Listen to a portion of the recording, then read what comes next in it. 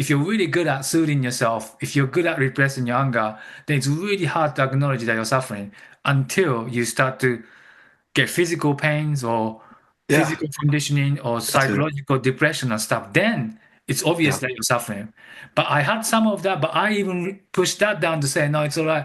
I get stomach ache and chronic pain because I ate this or this happened to me. Hmm. I was born with my intestine twist. That's why my stomach's not well.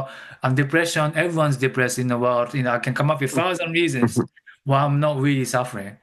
But when I God. fully acknowledged the suffering through starting doing KI, then everything changed.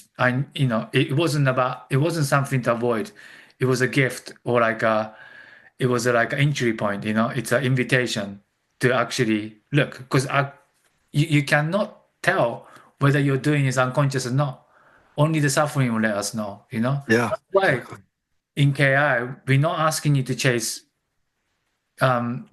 behaviors or personality or outcomes because we're not saying this is right or this is wrong or you should believe in this instead of this. No one knows what that is. Only you know when you live authentically. Yes. Only thing we can point to is your suffering. So I always ask them, Scott, what is your suffering?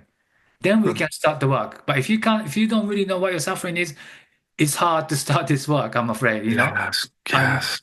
it's it's hard to, sometimes we say this, we joke about it, but you have to go out and then suffer more or acknowledge the suffering because that's where your earnestness comes from. If you don't know your suffering, you never turn around to look because you always getting your needs met from everything you want to do, Mm. from mindfulness, from drugs, from porn, from loved ones, everything. Then you're okay. But there's something that's going on. The suffering will let us know.